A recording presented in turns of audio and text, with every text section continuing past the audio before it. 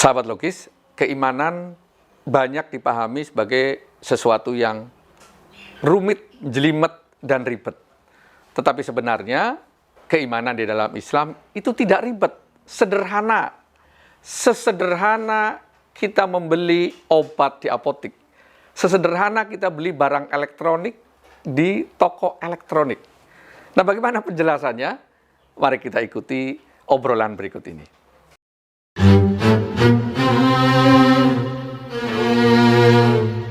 Bismillahirrahmanirrahim. Assalamualaikum warahmatullahi wabarakatuh. Selamat berjumpa kembali dengan channel Muslim Logis. Sahabat Logis, kita lanjutkan tema kita tentang keimanan, masih tentang keimanan di dalam Islam, yang pada kali ini kita akan ngobrolin ya, tentang bahwa iman di dalam Islam itu sebenarnya tidak ribet.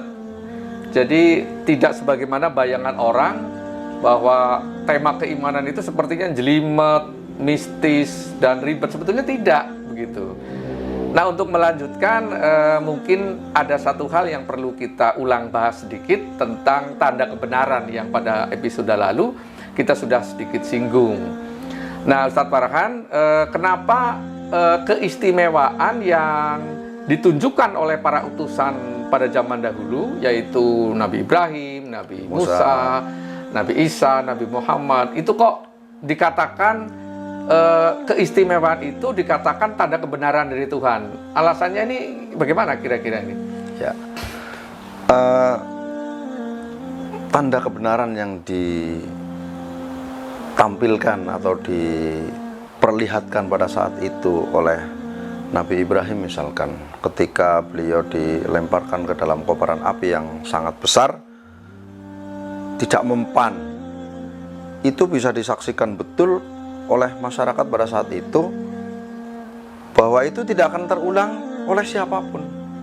Tidak bisa ditiru gitu. Tidak bisa ditiru, bukan skill yang bisa dipelajari atau keahlian yang bisa diajarkan kepada orang lain. Dan itu terjadi hanya satu kali saja pada saat itu.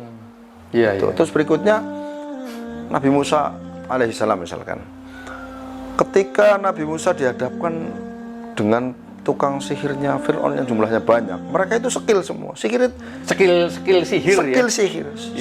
Sihir itu bisa dipelajari. Sebuah kelihatan istimewa pada saat itu bisa dipelajari, dan itu boleh dikatakan orang sekarang itu skill. Skill tukang sihir para Fir'aun, para tukang sihir Raja Fir'aun pada saat itu ketika ditampilkan di depan Nabi Musa, lalu Nabi Musa disuruh oleh Allah melemparkan tongkatnya menjadi ular besar. Itu tukang sihir itu tahu betul bahwa tanda kebenaran atau yang dalam istilah agamanya dikatakan mukjizat, tanda kebenaran itu pasti datangnya dari Allah. Bahkan orang awam pada saat itu menyaksikan terheran-heran. Tetapi karena orang awam terheran-herannya itu tidak berdasarkan logika yang sebagus tukang sihir, sehingga yang masuk Islam duluan itu justru tukang sihirnya. Karena mereka logikanya terbangun dari awal. Ini skill, oh ini bukan skill, ini dari Tuhan. Jadi pada intinya justru yang paling tahu bahwa ini mukjizat dari Tuhan atau bukan justru pak ahlinya. Jadi Nabi Musa kan ibaratnya dia menandingi, mengungguli sihir-sihir ahli sihir pada saat itu ya. Dan para ahli sihir tahu persis bahwa itu bukan sihir ya. Karena ini ular beneran pada saat itu. Sehingga yang menelan ular-ular kecil itu gitu ya. Nah, oke. Atau mungkin ada mukjizat lain yang dari Nabi Musa yang itu menunjukkan bukan skill dari Nabi Musa. Ya, dengan tongkat yang sama, ketika Nabi Musa dituntut oleh umatnya nuntut nih, sudah berani nyebrang dari Mesir ke Arab Saudi ya. Sekarang itu mungkin di Diza itu, di situ, di daerah situ padang tandus kering. Umatnya teriak semua, dari 12 kabilah itu teriak semua, wahai Musa, kita nggak punya minum, nih, gimana caranya? Ente harus tanggung jawab. Padahal dikejar-kejar oleh tentara Fir'aun. Ya, tentara Fir'aun ngejar sampai tenggelam, dia selamat di padang pasir Arab Saudi. Itu kan gurun, nggak ada air sama sekali, stok air sudah habis, orang banyak, itu semuanya minta air. Iya. Akhirnya turun ayat kan, surat Al-Baqarah, wa idhistasqa Musa liqaumihi faqul nadrib bi'asaqal hajar fanfajarat minhu 12 aina qad alima kullu unasim masyrabahum, dan sebagainya. Jadi ketika umatnya Nabi Musa kebingungan minta minum, lalu Allah menyuruh kepada Nabi Musa, wahai Musa, pukulkanlah tongkatmu itu kepada batu. Maka dari batu itu memancar 12 mata air. Dan itu nggak pernah terulang lagi. Yang nggak bisa diulang lagi. Nggak bisa diulang. Itu bukan skillnya Nabi Musa. Dan bukan sihir juga ya. Bukan sihir. Dan juga termasuk bukan kehebatan dari tongkat itu. Bukan. Itu murni dari Allah Subhanahu wa Ta'ala. Tongkat itu hanya sebagai perantara turunnya keistimewaan yang datang dari Allah. Ya. Ya sebelum itu kan juga mungkin Nabi Musa membelah laut untuk menyeberangkan umat Nabi Musa pada saat itu. Itu pun bukan skill ya. Bukan skill. Iya. Jadi kita bisa pahami bahwa kenapa keistimewaan yang diturunkan kepada para utusan itu sebagai tanda kebenaran dari Tuhan, karena tidak ada orang yang bisa berbuat seperti itu. Ya, tidak bisa dipelajari dan bukan sebuah skill yang memang bisa dimiliki oleh siapa saja kayak gitu kan. Nah, itu menjadi keunikan yang mustahil bisa diulang oleh siapapun sampai dengan sekarang, mungkin nggak bisa orang gitu ya. Jadi itu alasannya sehingga keistimewaan yang diberikan kepada para utusan itu kemudian dikatakan sebagai tanda kebenaran dari Tuhan. Jaminan lah ya, jaminan kebenaran. Oke. Garansi ya. Ini berhubungan ini Ustaz ya. Jadi kemarin kan Ustaz menjelaskan juga bahwa akar kata dari iman itu yang artinya aman atau gimana? Kata dasarnya amana yu'minu imanan. Jadi kalau orang Arab mengatakan aman itu pakai kata aman juga. Aman juga. Amana yu'minu imanan. Nah, mungkin ada kaitannya dengan tanda kebenaran dari Tuhan itu. Kenapa orang Islam yang beriman dikatakan aman? Aman di sini maksudnya gimana nih? Jadi ketika orang melihat tanda kebenaran yang dimiliki oleh para nabi, rasul, terus mereka mengikuti, berarti dia aman. Amannya kenapa? Amannya karena garanti. Yang dibawa itu bukan sesuatu yang datangnya dari manusia. Wahyu itu adalah datangnya dari Tuhan. Maka dia masuk ke zona aman. Karena mengikuti panduan wahyu itu. Berarti ya umat pada saat itu memang tidak tahu bahwa wahyu itu isinya benar atau tidak. Dari mana dia tahu bahwa dia aman sehingga tidak ragu meyakini wahyu itu? Bagaimana amannya di sisi mana gitu? Amannya ketika dia melihat atau meyakini tanda kebenaran yang dia bawa, gitu ya. Maka dia otomatis garansi dia benar di jalan yang benar. Gitu berarti walaupun umat pada saat itu tidak tahu bahwa apa sih makna dan tujuan daripada wahyu yang diberikan kepada para utusan itu, tidak tahu kan, karena memang pada saat itu ya kan katakanlah baru turun kemudian disampaikan kan, mungkin orang tidak paham ini maksudnya gimana, kan masih ragu lah ini benar dari Tuhan atau tidak. Tapi ketika ada tanda kebenaran, artinya itu jaminan, artinya itu zaman sekarang mungkin garansi lah ya. Iya, garansi bahwa apa yang disampaikan oleh Nabi Ibrahim, Nabi Musa, dan Nabi Isa alaihissalam pada saat itu pasti benar karena dijamin garansi oleh Tuhan dengan sebuah tanda kebenaran itu. Ya, mungkin itu sebetulnya ya kalau dilihat dari sisi hubungan antara kepercayaan yang diamankan, mungkin begitu logikanya. Kepercayaan yang diamankan oleh tanda kebenaran, barangkali begitu ya. Itu sebetulnya kalau kita perhatikan dengan apa yang biasa kita alami, itu sebetulnya tidak terlalu jauh berbeda dengan pengalaman kita sehari-hari ya. Persoalan keimanan ini, misalkan, kan ketika kita beli barang elektronik misalkan kan, coba kalau paparkan Ustadz beli barang elektronik, pertama-tama yang kemudian membuat yakin apa bentuknya, apa dari mereknya. Pertama mereknya ya. Terus yang kedua mungkin garantinya. Nah, sama kan berarti? Iya, garantinya. Kalau toh ada merek, kalau nggak ada garansinya mau nggak? Ragu-ragu juga. Ragu-ragu. Nah, ini sangat berhubungan dengan al-haqqu mirobika falatakunana minal mumtarin kemarin. Supaya kita tidak ragu. Kenapa tidak ragu? Ada jaminannya. Ada jaminan kebenaran. Itu yang membuat kita aman sebagai pembeli ya. Jadi kalau kita beli barang elektronik, kemudian ada mereknya kan terkenal yang banyak dipakai di masyarakat misalkan kan. Jadi kita percaya karena ini dipakai di masyarakat. Kemudian yang kedua, kita lebih merasa aman, merasa tenang. Karena memang ada garansi. Bahwa barang ini digaransi selama 1 tahun kan gitu ya. Kalau rusak dalam 1 tahun bisa ditukar atau diperbaiki gratis kan gitu. Jadi kita kan tenang memakainya, belinya juga mantap gitu kan. Ya. Mantap. Ayem bahasa Ayem. Jawane. Iya, ayem. Jadi sebetulnya simple ya, tidak juga mungkin tidak hanya sekedar barang elektronik. Mungkin pada saat kita beli obat. Nah, ini kasus jenengan sering beli obat nggak ke Ya, kalau sakit? sering. Nah, tahu nggak bahwa obat itu isinya apa? Nggak tahu. Nah. Taunya kalau pil bundar, kapsul lonjong, kan gitu. Ya, terus kalau nggak tahu, bagaimana jenengan tahu bahwa isinya bukan racun? Ayo. Dari apoteknya itu sudah ada garantinya. Dari apotek. Izin itu kan garansi dari Depkes. Ada pihak terkait yang Iya, yang memberi. melegalkan itu. Oh iya. Terus ketika masuk obatnya, di situ pasti BPOM. Kalau legal loh. Ya, Legalitas dari BPOM itu merupakan garansi bahwa obatnya itu sesuai dengan apa yang tertulis di situ. Misalkan paracetamol, ya berarti isinya paracetamol. Berarti apa yang tertera pasti sudah diselidiki, sudah di quality control katakanlah Sudah, ya. ya. Sehingga obat tersebut satu aman dikonsumsi oleh masyarakat, yang kedua juga memang obat itu tertuju terhadap penyakit Yang dapat dimaksud. menyembuhkan penyakit yang dimaksud yang kita Betul, butuhkan gitu betul. loh. Jadi itu yang membuat kita tidak ragu dan merasa aman membeli obat itu. Iya, berarti merasa dari aman. garansi itu. Dari garansi itu. Iya. Nanti kalau nggak ada garansi, saya kira nggak berani saya. Ragu. Pertama Taunya jelas ragu. bundar besar, belinya obat mah. Taunya ragi yang buat tape. Nah, kan itu. bisa saja kan, bisa bisa kan? saja, iya, Karena iya. nggak ada garansi. Iya. Meskipun mungkin dikatakan begini, Ustadz Farhan, ini saya punya obat, katanya zaman dulu ini bisa menyembuhkan penyakit nenek moyang kita gitu. Cobalah dikonsumsi sebagai solusi penyembuh penyakit jenengan. Tapi nggak ada apa-apanya, nggak ada label, nggak ada apa-apanya. Berani nggak?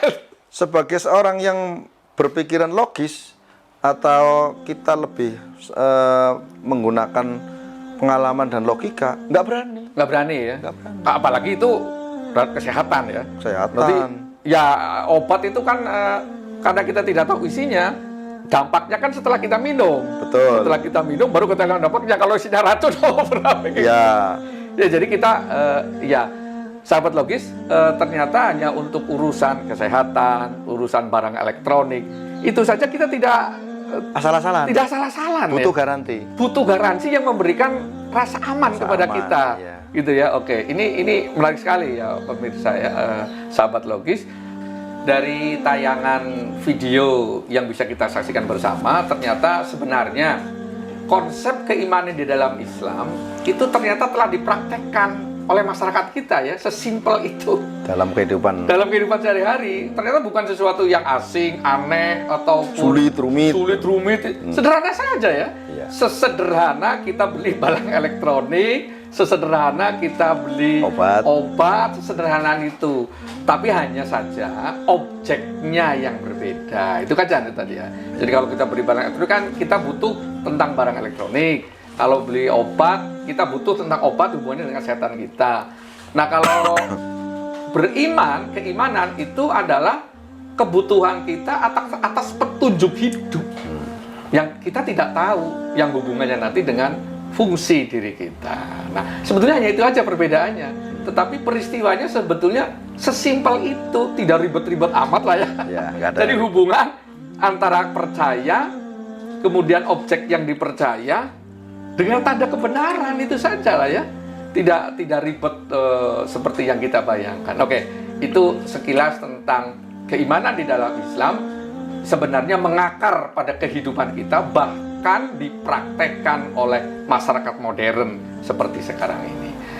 Oke, kita lanjutkan tentang apa ada perbedaan tanda kebenaran antara satu utusan dengan utusan yang lain. Kira-kira bisa dijelaskan perbedaan ya. Tentu ada. Kita bandingkan, kita umat Nabi Muhammad berarti umat terakhir. Umat terakhir. Ya, Nabi kita Nabi Muhammad SAW Nabi terakhir. Kalau kita bandingkan dengan umat-umat terdahulu atau dengan Nabi Muhammad dibandingkan dengan para nabi terdahulu, tentu perbedaannya sangat jelas. Jadi saat itu tanda kebenaran yang dibawa oleh para nabi sebelum Nabi Muhammad itu terbesarnya itu disematkan kepada para rasul, kepada utusan. Kenapa begitu tadi ya?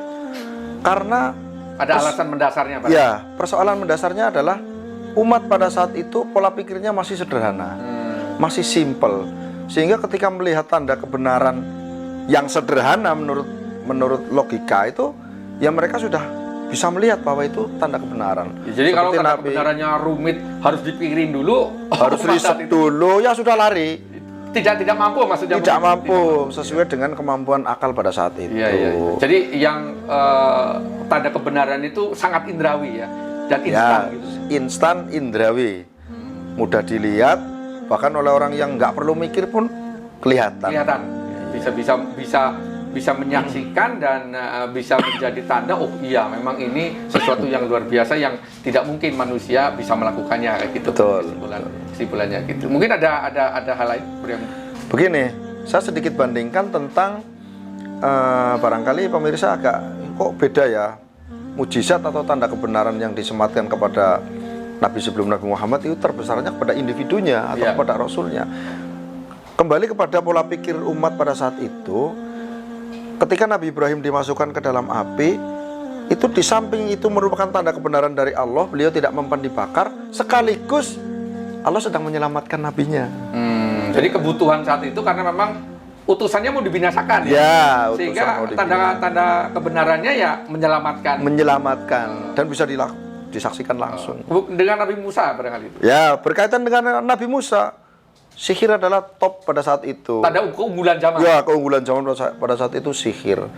Maka ketika Nabi Musa alaihissalam dihadapkan dengan tukang sihir, ya gampang saja, Allah tinggal turunkan tanda kebenarannya, yang orang bisa melihat mengungguli sihir itu. Atau bahkan tukang sihirnya sampai heran-heran, itu bukan sihir. Itu bukan sihir. Itu bukan skillnya Musa. Itu beneran itu. Ular beneran. Ular beneran memakan ular-ular bikinan saya, itu bukan skill. Gitu. Iya, luar biasa. Nabi Musa ini paling banyak ini. Sepertinya tongkatnya berfungsi macam-macam. Macam-macam ya. Membelah laut. Sesuai dengan kebutuhannya ya. Tapi ketika membelah laut memang Nabi Musa sedang diselamatkan oleh Allah dengan cara seperti itu, dengan kaumnya yang begitu banyak dikejar-kejar lalu diselamatkan supaya masuk ke laut. Jadi tanda kebenaran yang membelah laut itu bukan sekedar show of force gitu ya. Ya, tentu bukan hanya sekedar unjuk kebolehan gitu atau pamer ini ya. Pamer ini kekuatan dari Allah bukan. Yang substantif ya. Gitu. Ada tujuan yang sangat substantif itu adalah menyelamatkan Nabi Musa dengan pengikutnya Bani Israel itu. Atau ketika Nabi Musa dimintai minum tuh sama kaumnya di padang pasir kan, Allah menyuruh untuk memukulkan tongkat ke batu. Ya, itu juga untuk kepentingan. Ya, selain itu adalah tanda kebenaran yang bisa disaksikan dengan sangat sederhana oleh umat pada saat itu juga merupakan penyelamatan Allah melalui Nabi Musa untuk kaumnya. Iya. Jadi sederhana, simple dan tidak sekedar show of force. Jadi memang bertujuan sangat penting pada sangat substansial. Kemudian untuk Nabi Isa dan Nabi Muhammad gimana kan? Nabi Isa dengan Nabi Musa itu ada mirip ya? Mirip karena mereka turun ke Bani Israel yang dalam tanda kutip umatnya pintar dan ngeyel gitu kan. Nah, dengan Nabi Muhammad berbeda. Nabi Muhammad itu mempunyai mujizat tanda kebenaran yang sangat besar itu tidak pada orangnya, tetapi pada wahyunya yang kita terima sekarang, yaitu dalam bentuk Al-Quran. Atau mungkin sebelum ke Nabi Muhammad itu kan tanda kebenaran. Bagaimana dengan petunjuk Tuhan yang diberikan kepada umat-umat sebelum Nabi Muhammad itu bagaimana? Apa perbedaan? Oke. Jadi petunjuk Tuhan atau perintah Tuhan pada saat itu melalui Nabi Musa contoh itu yang kita sebut dengan 10 Commandment atau 10 perintah Tuhan. Itu ya sederhana sekali, sederhana semua, beribadah hari Sabtu, baik kepada orang tua, kepada tetangga, sangat sederhana. Tidak mengatur bagaimana cara bermasyarakat, bermusyawarah dulu, enggak begitu rumit. Hubungan dengan alam gitu. Dengan alam, dengan masalah tidak dibahas jauh-jauh. Enggak dibahas terlalu jauh gitu ya. Bahkan ketika umatnya Nabi Musa mengeksplor tentang dia butuh bawang merah, bawang putih, sama Nabi Musa langsung disuruh ala Usmang Mesir baik anak. Oh gitu. Iya kan? Iya. Jadi nggak boleh rumit-rumit karena memang pola pikir pada saat umat Nabi Musa itu masih sederhana. Masih sederhana. Jadi ciri-cirinya utusan-utusan sebelum Nabi Muhammad berarti tanda kebenarannya itu mudah dilihat oleh panca indera dan siapa saja bisa menyaksikannya. Yang kedua, petunjuknya simple ya. Simple, sederhana. Perintahnya pun simple. Nah, inilah menjadi persoalan ketika tanda kebenarannya itu diletakkan kepada utusan, maka dan petunjuknya simple, maka ketika utusan ini wafat, generasi berikutnya kehilangan pegangan ya. Ya. Karena mungkin kan di sekitar situ juga bukan hanya satu ajaran yang misalkan Nabi Musa membawa ajaran Nabi Musa, mungkin ada banyak ajaran yang lain, banyak sekali. Nah, orang jadi bingung pada saat itu kan, ini yang katanya dari Nabi Musa benar nggak ini ajaran Tuhan? Kenapa? Buktinya apa kan gitu? Ya. Karena tanda kebenarannya udah nggak ada. Sudah lewat. Barangkali itu alasan Tuhan menurunkan nabi-nabi setelah selalu menurunkan nabi-nabi berikutnya, karena memang ketika putusannya wafat tanda kebenarannya hilang. Apakah mungkin begitu barangkali? Ya, ada indikasi seperti itu. Jadi ketika para nabi dan para rasul sebelum Nabi Muhammad, karena mereka selalu diikuti oleh nabi-nabi sebelumnya atau sesudahnya itu ya, setelah nabi ini turun lagi yang lain, karena kembali lagi kepada pola pikir betulnya. Karena pola pikirnya sederhana, begitu mereka tidak bisa melihat mujizat, tidak bisa melihat bukti kebenaran yang dibawa oleh nabi, mereka sudah gampang sekali beralih paham. Ya mungkin bukan cuma orang zaman dahulu ya, kalau orang zaman sekarang juga gitu ya. Kalau ada ajaran atau apapun yang tidak memiliki tanda kebenaran apapun, ya kita kan jadi bingung tadinya. Ini katanya dari Tuhan, katanya apa terus atas dasar apa kita percaya bahwa itu dari Tuhan ya itu. Garansinya mana? Nah, garansinya mana kan gitu. Nah, ini saya kira ini kepentingan kita untuk terhadap tanda kebenaran itu gitu loh. Jadi pada saat kalau diseletakkan kepada nabinya, ya kita menjadi kebingungan. Gitu. Selain memang ajarannya juga sederhana, mungkin juga tidak berbeda dengan yang lain, mirip-mirip. Sehingga ya itulah mungkin kebutuhan nabi-nabi sampai dengan Nabi Muhammad terakhir. Mungkin ada perbedaan yang mendasar antara Nabi Muhammad dengan yang lainnya, yang selain itu. Kalau perbedaan mendasar jelas ada, karena Nabi Muhammad diutus untuk semua umat. Ya. Dengan perkembangan pola pikir yang sangat pesat.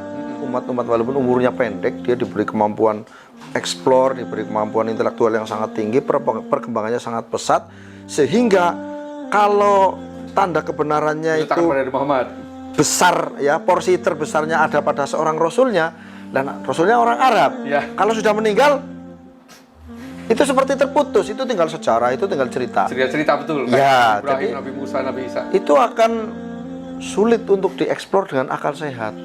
Nah, ketika tanda kebenarannya yang terbesar berada pada kitab sucinya, kepada Al-Quran, maka orang yang mampu berpikir sekarang pun bisa mengeksplor dan menunjukkan bukti-bukti kebenaran Al-Quran. Berarti perbedaan mendasar antara Nabi Muhammad dengan para utusan sebelumnya adalah tanda kebenarannya bukan tanda kebenaran terbesar, bukan diletakkan kepada sang nabinya, tetapi kepada wahyunya, wahyu Tuhannya gitu. Ya. Sehingga siapapun, dan itu bisa gini, wahyu itu kan yang sampai ke kita saat ini itu kan bentuknya informasi ya, Betul, informasi. Bukan yang lain ya, informasi. Bukan yang lain. Ya memang isinya informasi, kata kalimat itu kan. Iya, informasi. rangkaian dari kata-kata ini informasi semua. Dari kata-kata, maka